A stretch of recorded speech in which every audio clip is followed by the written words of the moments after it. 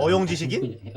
지식인이라고 부르기도 좀 이 최백은이라는 사람은 지식인이라고 부르기도 조금 부적합한 것 같아요. 이 사람은 너무 아는 게 없어요. 그러니까 최백은의 엉터리 소리를 엉터리라고 비판하면서 나온 엉터리 소리에 대한 그러니까 네. 너 자신의 무지함을 먼저 알라라. 그런 말을 하는 사람들한테 한국 사회가 특히 이런 전문가 집단이나 어필 리더 계층들이 과학적 사고방식의 훈련을 좀 더 강하게 빡세게 하지 않으면 한국은 망가질 수밖에 없어요.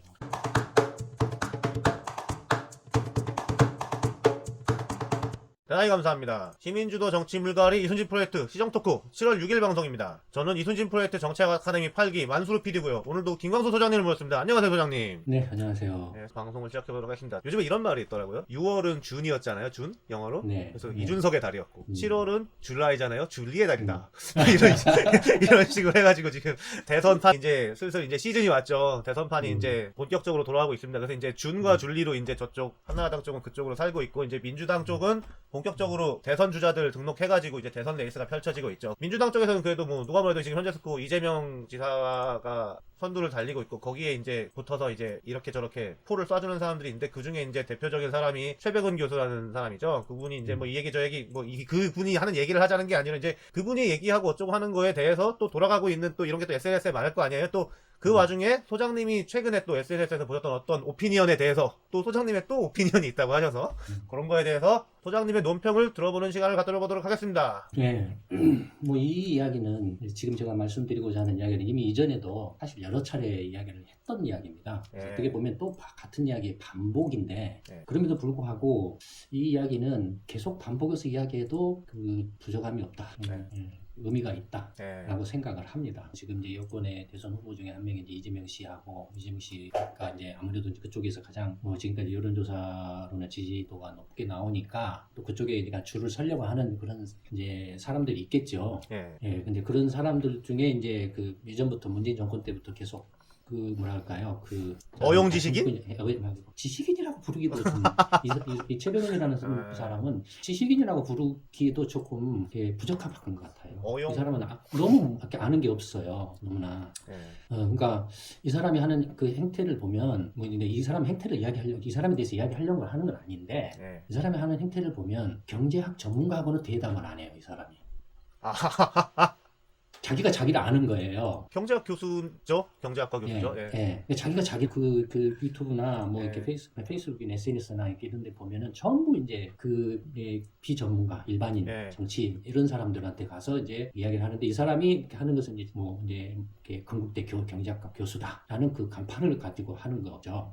근데 이 사람이 무슨 그러니까 말도 안 되는 황당무계한 소리를 했는가에 대해서는 관심이 없어요. 관심이 없고 이제 그 방금 말씀하신 것처럼 그 최근에 이제 이재명 씨하고 또 이 사람이 가서 줄을 선 것 같아요. 이 사람이 이재명 씨 앞에 가서 뭐 줄을 선 건지 어쩐지는 모르지만 가서 이제 그 둘이 이렇게 또 황당무계한 이야기를 이렇게 뭔가 한 것 같아요. 그래서 거기에 대해서는 이미 이제 웬만한 경제나 경제학적인 전문적 식견을 가진 분들이 그게 말도 안 되는 엉터리라는 것을 이미 다 이렇게 논파를 했겠죠. 그런 정도를 이렇게 걸러낼 한국 사회가 이미 그런 정도의 쓰레기 지식인으로 이렇게 뭐라고 할까요? 그 포장된 쓰레기들을 걸러낼 능력은 있어요. 그런 것은 이제 그런 분들한테 맡기고 제가 이제 그것과 관련해서 이제 이런저런 몇몇 분들이 이제 그 최백은 씨의 그런 말도 안 되는 엉터리 이야기하고 관련해서 그게 엉터리라고 말을 하면서도 또 한편으로는 뭐라고 말을 했냐면 뭐라고 말했냐면은 경제학 이론의 한계다. 라고 이렇게 좀 황당한 이야기를 한 걸 제가 봤어요. 몇몇 분들이. 그러니까 최백은의 엉터리 소리를 엉터리라고 비판하면서 나온 엉터리 소리에 대한 그러니까 봐라. 최백은이라는 사람이 경제학 교수라는 사람이 저런 말을 했는데 이건 경제학 이론의 한계고 경제학 이론의 그 비현실성인 그 모순이다라는 투의 이야기를 했어요. 그러니까 이게 제가 그걸 이렇게 반 좀 황당했어요. 그게 경제학 이론이라는 게 무슨 그 현실하고 맞지 않는 어떤 그 합리적인 인간을 가정을 하고 그 합리적인 어떤 기대론이나 뭐 이런 것들을 가정을 한 거기 때문에 그래서 이렇게 경제학에 쓸모가 없다. 그게 또 유효하지 않다. 그러니 최백은이라는 사람이 그 명색이 경제학과 교수라는 최백이라는 사람 말들이 저렇게 엉터리다. 이제 이런 투의 이제 이야기인 것 같아요. 아, 여기서 이제 그 두 가지, 크게 두 가지. 하나는 이제 최백은이라는 사람이 경제학을 대표하는 사람이냐. 그런가요? 그건 아니. 만약에 그럴 리가 그런다면, 없죠. 예, 세계에 노벨 경제학상을 받는 사람부터 시작해 수많은 사람들부터 전 세계 수많은 경제학 그 교수들이나 수많은 경제학을 전공한 사람들이 어마무시하게 많은데 네. 최백은이라는 사람이 경제학을 대표한다라고 보기 때문에 이런 말을 해요. 아까 최백은이 하는 헛소리는 최백은이 경제학 기자이기 때문이니까 경제학도 안 쓰레기다 이런 식의 소리를 했다는 건가요? 예, 그러니까 최백은이라는 네. 사람이 네, 그게 아닌데. 저렇게 쓰레기 같은 소리를 하는 이유는 그 사람이 알고 있는 경제학적 이론적 지식이 네. 방금 말한 것처럼 이렇게 인간은 합리적이라든지 그다음에 뭐 이렇게 뭐 이성적인 뭐 게라든지 네. 뭐 합리적인 기대 가정이라든지 뭐 이런 것들을 전제로 두고 있기 때문에 최백은이라는 사람이 그런 엉터리 같은 이야기를 하고 있다라는 식의 이야기예요. 아. 경제학이 원래 이렇게 한계가 있고 모순이기 때문에 현실을 제대로 이렇게 굉장히 이렇게 뭐라 할까 이렇게 축소해서 반영을 못한다. 반영을 못하기 때문에 저런 이제 엉터리 이야기를 한다라는 거예요.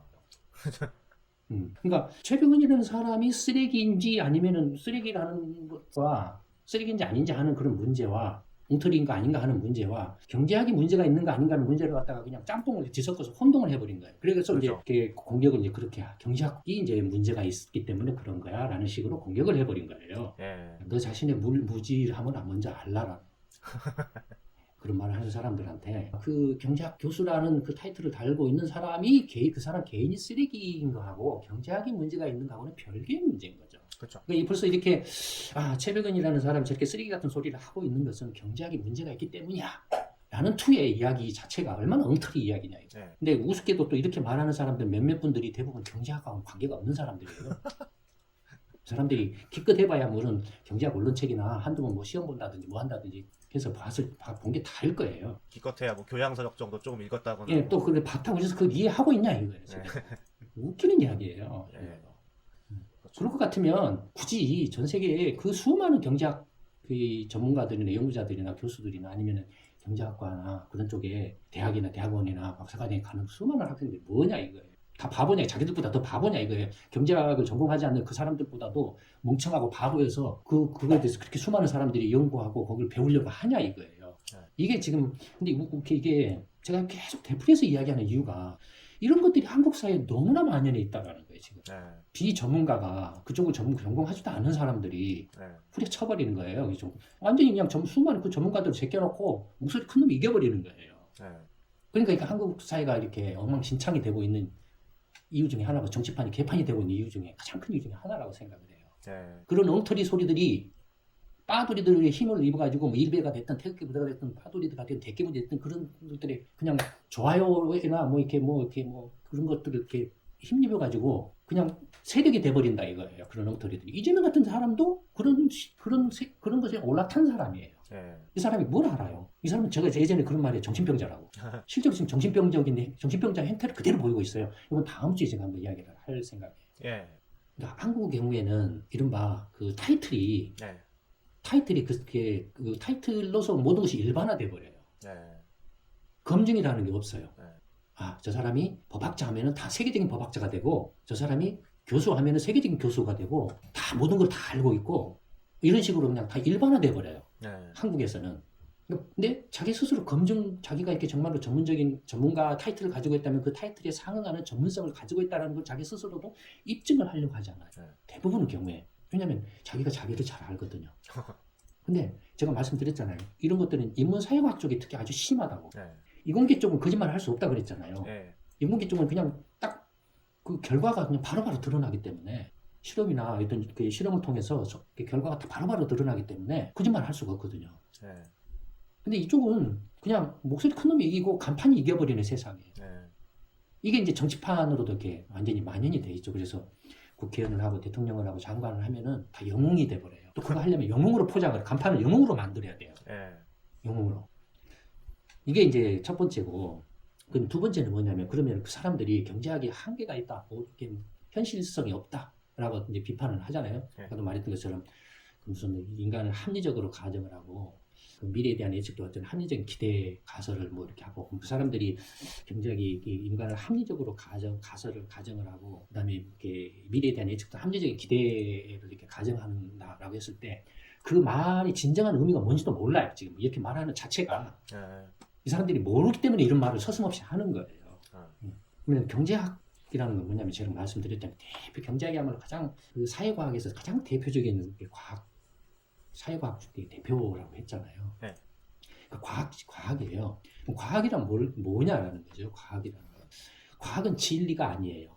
인문학이나 철학이나 어떤 그 법학이나 이런 거하고는 달라요. 무엇이 정이냐 아니냐, 무엇이 진리냐 아니냐, 무엇이 선이냐 악이냐라고 딱 규정 짓거나 해석하는 거하고는 달라요. 방법론 같은 거에 가깝지 않나요? 예? 방법론 같은 거에 가깝지 않나요? 그렇죠. 네. 그렇죠. 그러니까 과학은 진리가 아니죠. 과학은 과학적 방법은 이공계 물리학이나 뭐 이렇게 이공계 쪽이나 이쪽에 이른바 자연과학이나 이런 쪽은 뭡니까? 진리에 가까이 가려는 노력을 하는 분야죠. 네. 그러니까 진리에 가까이 가려는 노력을 하는 분야. 그렇죠. 그러니까 진리가 아니에요. 진리를 규정하지도 않아요. 가까이 가는데 어떻게 가까이 가려고 하느냐는 방법론적으로 가까이 가려고 한다. 네. 근데 방법론적으로 가까이, 그러니까 과학이란 건 방법론이에요. 네. 그러면 어떤 방법론이냐라는 거죠. 과학이라는 것은 논리적이고 실증적으로 가까이 이렇게 가려고 한다는 거예요. 논리적이라는 것은 뭐냐면 이야기가 상식적으로 앞뒤가 맞아야 된다는 거예요. 네. 그 이야기가 앞뒤가 맞아야 된다는 것은 그게 이제 하나의 이론이라는 거죠. 네. 설이에요, 가설이에요. 가설. 그러니까 이론은 가설이에요.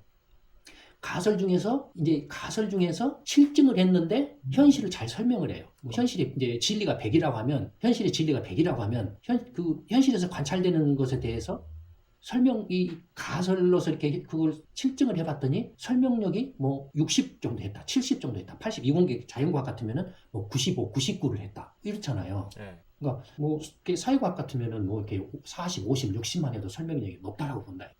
그러니까 과학이라는 건 뭐냐면 일단은 논리적이어야 돼요. 앞뒤가 이야기가 맞아야 돼. 가설이에요. 그러니까 현실의 진리를 설명하는 틀이 있어야 돼요. 그 틀이 논리적이어야 돼요. 두 번째는 그것으로서 현실을 설명할 때 설명력이 있어야 된다는 거예요. 실증성이 있어야 된다는 거예요. 현실성이 있어야 된다는 거예요. 실증을 하는 거예요. 그러니까 과학이라는 방법론이 어떤 식이 방법론이나 어떤 식으로 이렇게 진리에 가까이 가는 방법론이냐 하면은 논리적이고 실증적이어야 돼요. 이 두 가지를 바탕으로 한 방법론인 거죠. 그러니까 세상 끊임없이 바뀌거든요. 특히 사람이 사는 자연 현상은 계속 규명을 해 나가잖아요. 인간이 몰랐던 것들을 계속 규명을 해 나가잖아요. 네. 규명을 하는데 큰 자연 현상, 우주 법칙이나 만물의 법칙을 설명하는 어떤 큰 틀을 아인슈타인의 상대성 이론, 그 가설이죠. 네. 가설인데 그 중에서 이제 현실에 대한 논리적인, 그 자체로 논리적인 그 틀이에요. 그렇죠. 논리적인 틀인데 그걸 가지고 실제 현실에서 관찰되는 사실들을 이렇게 검증을 하는 거죠. 네. 실증을 하는 거죠. 실증을 해서 설명력이 높으면은 이게 이제 그 가설 중에서도 실증성, 현실을 설명하는 설명력이 높은 것을 특별히 이론으로 이제 정립을 시켜주는 거죠. 네. 그러니까 큰 틀에서 이론도 가설인 거예요. 네.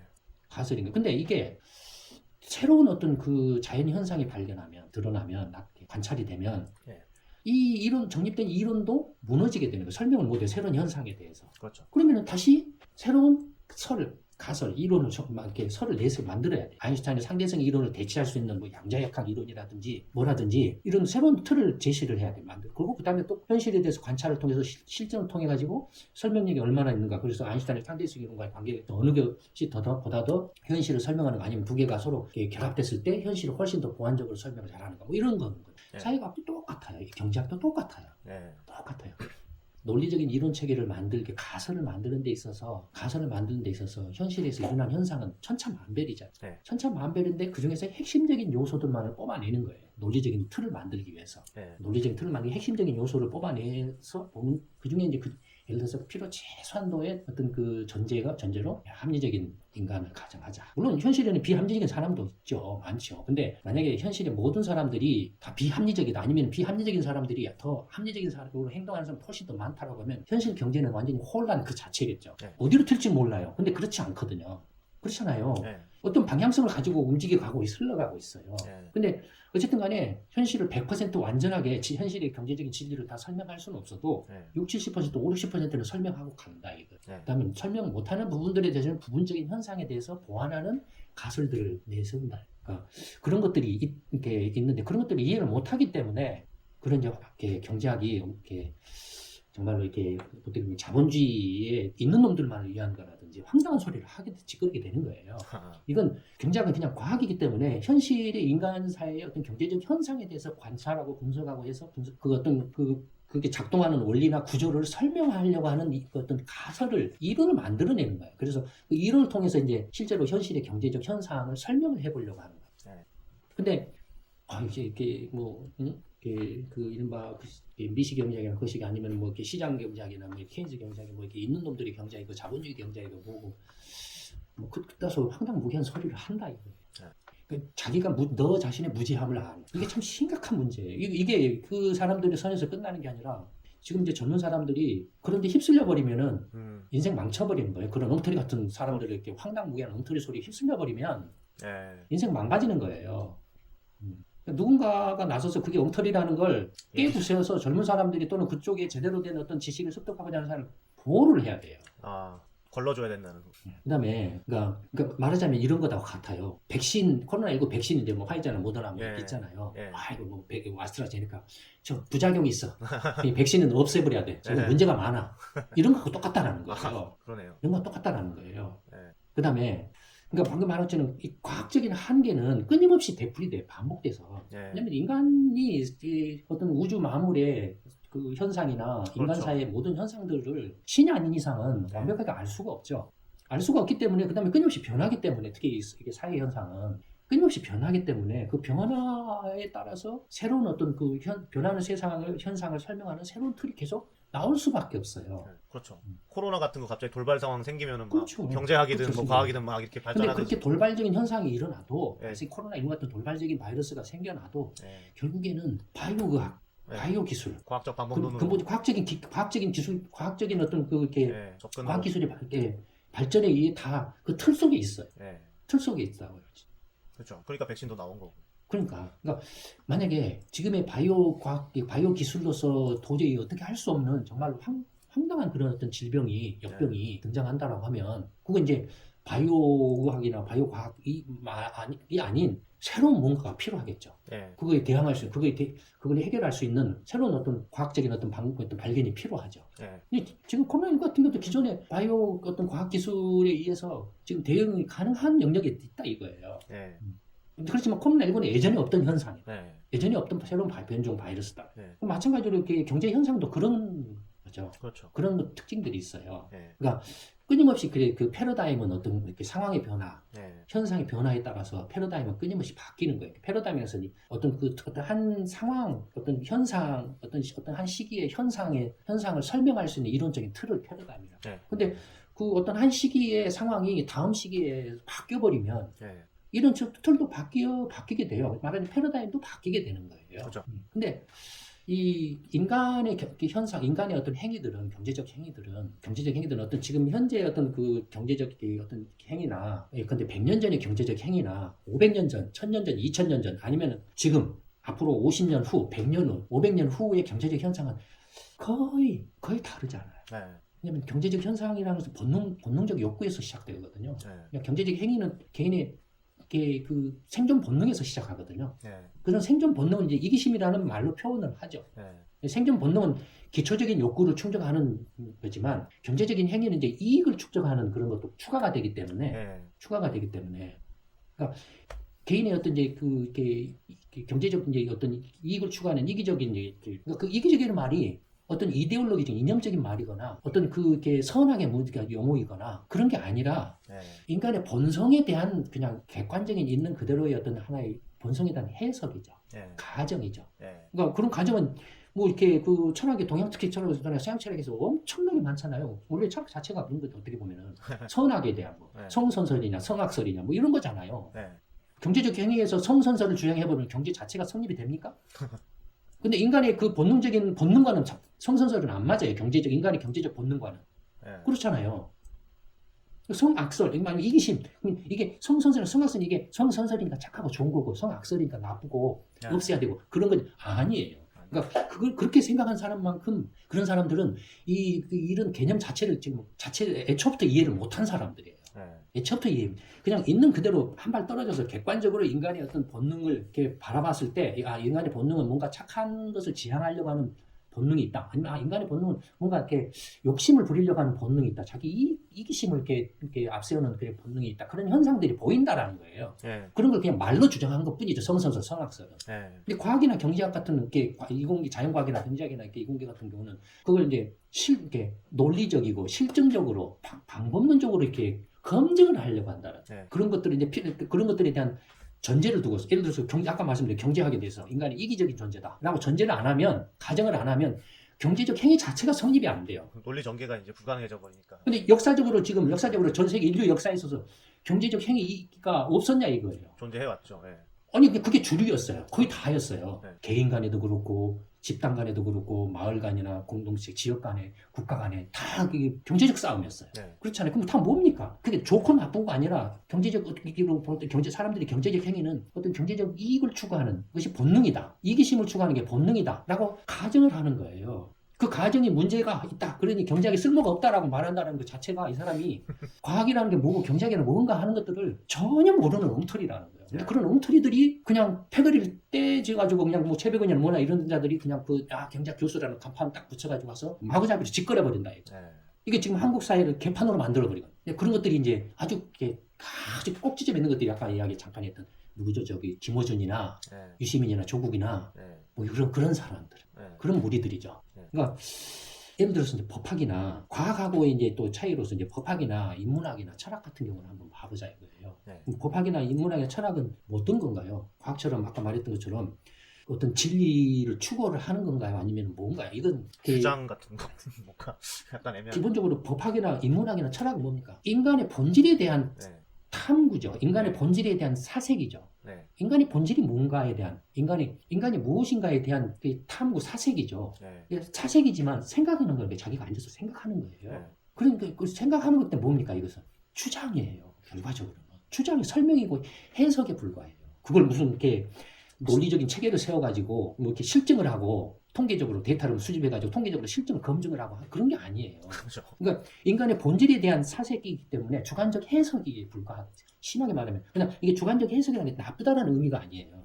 특징이 이 인문학이나 법학이나 철학이나 이런 게 특징이 그렇다는 거예요. 그렇죠. 과학하고 대비되는 게 그렇죠. 특징이 그렇다는 그런 특징을 갖고 있기 때문에 법학이나 철학이나 인간은 뭡니까? 법학은 정의죠. 뭐가 정의냐 아니냐 그걸 따져요. 이건 정의다 아니다는 선을 그어줘요. 근데 웃기죠. 그 정의냐 아니냐를 누가 판단합니까? 신만이 판단할 수 있죠. 법학자가 판단합니까? 인간이 법학자가 판단합니까? 인간이 철학자가 판단합니까? 주장만 할 수 있지 판단은 할 수 없다. 인간이 뭐 이렇게 문학 소설가나 뭐 시인이나 이런 사람들이 판단합니까? 아니죠. 그다음에 그러니까 이게 뭐냐면은 뭐가 정의냐, 뭐가 선이냐 악이냐, 뭐가 도덕적이냐 윤리적이냐, 도덕이나 윤리적이냐. 그다음에 뭐가 인간이 존엄이냐, 인간의 자긍심이냐 이런 것들을 생각을 하는 거예요. 이런 것들에 대해서 고민을 하는 거예요. 근데 그 고민을 하는데 그것들을 뭘로 표현합니까? 썰이에요. 대표적으로 이렇게 소설이나 시 같은 거. 그건 뭡니까? 어떤 인간의 어떤 그 선과 악의 한 측면, 내면적인 거. 인간의 어떤 인간 사회의 어떤 집단이나 공동체의 도덕성에 대한 윤리 기준. 도덕이나 윤리는 개인 한 사람에 있어서 도덕이나 윤리가 존재합니까? 사회에서 받아들여져야 돼. 네, 도덕이나 윤리를 이야기할 때는 꼭 집단을 말을 전제로 깔고 있죠. 인간이 이제 2명 이상 있을 때를 전제로 하고 있죠. 그러니까 뭔가 이제 그런 경우에 룰이 필요하죠. 룰이 필요해요. 안 그러면 서로 치고받고 싸우고 죽인다 이거예요. 그러니까 평화롭게 살려면 뭔가 룰이 필요한데 그 룰이 뭐냐면 예를 들어서 도덕이고 윤리이고 그 도덕과 윤리를 기준으로 했을 때 거기서 이제 도덕에 반하면 부정의, 비정의, 도덕이 합치되면 윤리에 합치되면 정의로운 거라고도 볼 수도 있는 거고 그다음에 도덕에 합치되면 도덕이나 윤리에 합치되면 그게 선한 거고 그게 악한 거고 그렇죠. 근데 이게 도덕과 윤리 기준이 어떻습니까? 시대에 따라서 계속 바뀌었죠. 황권 시대, 신이 통치하던 시대, 왕이 통치하던 시대, 공화정 시대, 공산주의 체제, 뭐 자본주의 체제, 뭐 독재 국가 체제, 민주주의 체제 따라서 뭐가 이렇게 도덕이고 윤리이고 하는 어떤 집단 내지는 공동체의 도덕이나 윤리, 룰이 뭐냐, 어떻게 규정하느냐에 따라서 정의라든지 부정이라든지 뭐가 선이고 뭐가 악이다 다르잖아요. 예를 들어서 중국 같으면은 야, 이제 예를 들어서 인권 문제. 네. 야, 이거 그게 그 대의를 위해서는 인권을 희생해야 돼. 뭐 대의는 뭐 누구를 위한 대의냐 이거. 그다음에 그 대의라는 걸 누가 규정하냐 이거. 반면 예를 들어서 뭐 미국 같은 경우 대의를 위해서 유럽이나 미국 같은 경우 예를 들어서 지금 미중 대립하고 있으니까 대의를 위해서 개인의 인권이나 이런 것들을 이렇게 희생해야 된다. 그게 통합니까? 안 하죠. 아니죠. 모든 것을 위에 개인이 있어요. 네. 국가든 어떤 대의든 정의든 선이든 악이든 다 개인이 밑에 있어요. 네. 개인이 밑에 있어요. 중국은 뭐죠? 당이 가장 위에 있죠. 공산당이 가장 위에 있죠. 네. 공산당 안에서도 최고 지도자가 가장 위에 있죠. 네. 그냥 굳이 뭐 이렇게 중국을 좋아하고 반대하고 또 미국을 좋아하고 반대하고 이런 걸 떠나서라도 그냥 그런 구조, 권력 구조가 그렇게 돼 있다고 보면 중국에서 대의라는 것은 공산당의 최고 정점에 꼭지점에 있는 최고 지도자. 가 신인 역할을 하는 거죠. 네. 이게 윤리고 이게 도덕이고 이게 선이고 이게 악이고 이게 정의고 이게 정의가 아니다라고 규정을 하면 거기에 따라 다 움직이는 거예요. 네. 거기에 대해서 이제 중국 인민들이 다 동의하느냐 하는 거예요. 하는 사람 있고 안 하는 사람 미국이나 유럽 같은 뭐. 한국 같은 일본 같은 나라들의 경우에는 네.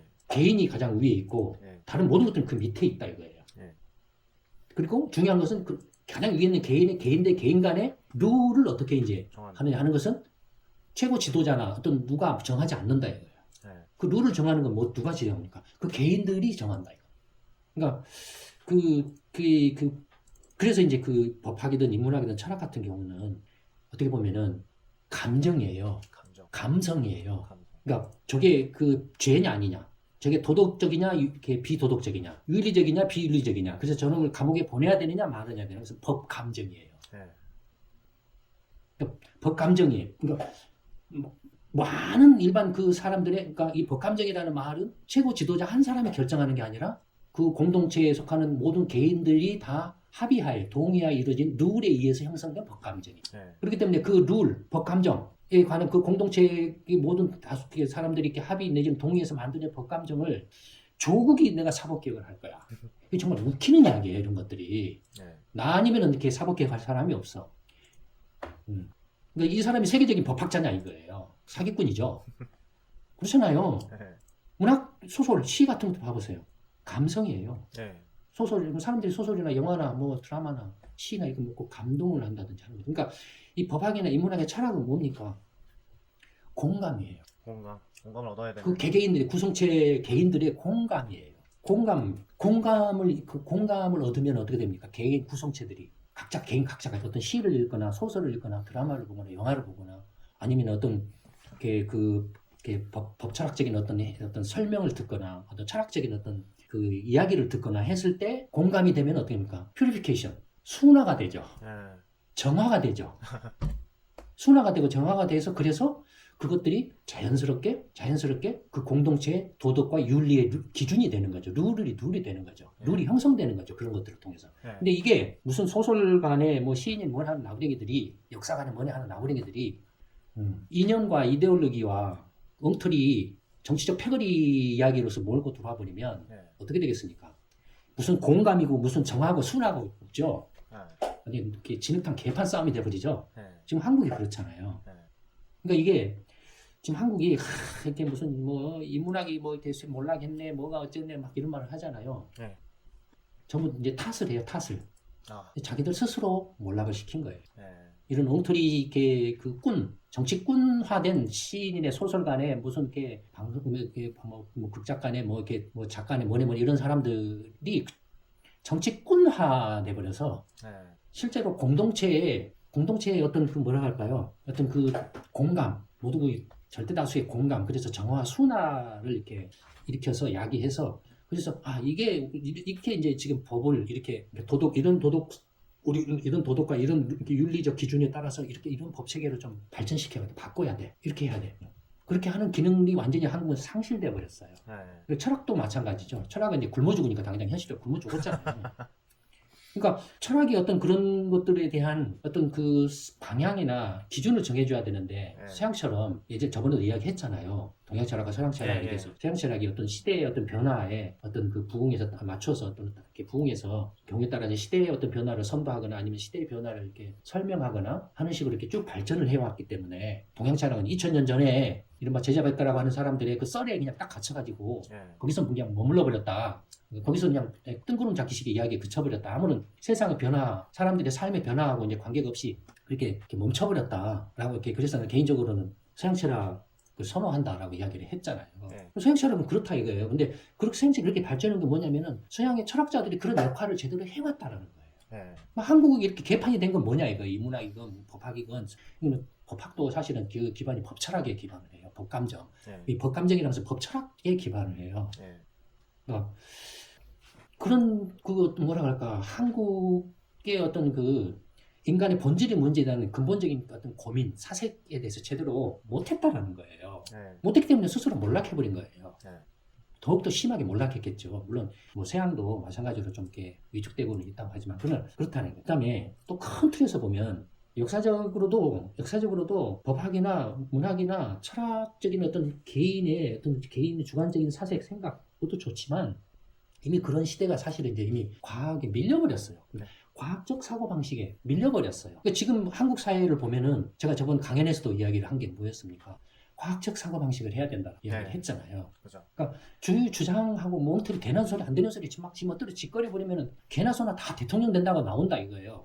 그 개나 소나 대통령 만들려고 하다 보니까 순식간에 어느 순간 그냥 느닷없이 어느 놈 만들고 영웅을 만들어낸. 지금 과학적 사고 방식을 하는 것들이 완전히 그냥 지금 이렇게 밀려버렸어요. 네. 그런 사람들이 지금 지금 현실적으로 그런 식으로 접근하느냐 아니면은 망해버리는 데만 지금 그걸 하고 있어. 그게 어디라고? 기업분이라고 했어요. 글로벌 기업. 그렇죠. 그리고 과학적인 사고방식으로 과학적으로 접근하지 않으면 망해버리니까. 네.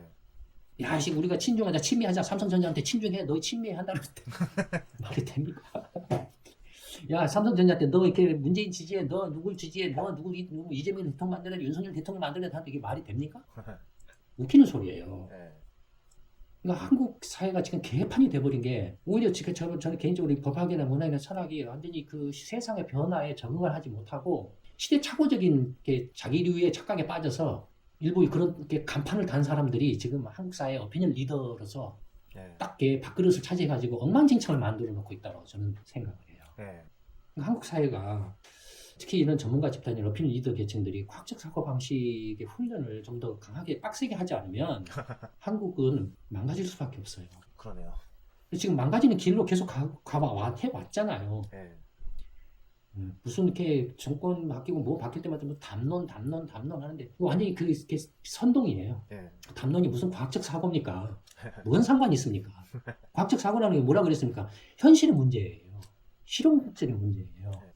대통령을 뽑는다면 현실의 문제가 뭐고 그 현실의 문제에 대해서 실용적인 해결책이 어떻게 제시를 하고 그걸 제대로 이해를 하고 있고 해법이 있냐 이거예요. 그런 걸 이야기하지. 지금 하는 게 무슨 그냥 뭐 다음 주에 한번 네. 이야기를 좀 한번 이렇게 해보려고 합니다. 오늘 근데 이 과거 시대 지금 이미 네. 돌이킬 수 없어요. 과학적 사고 방식, 과학적 접근법으로 가야 돼. 국가 경영도 과학적 그렇게 가야 돼요.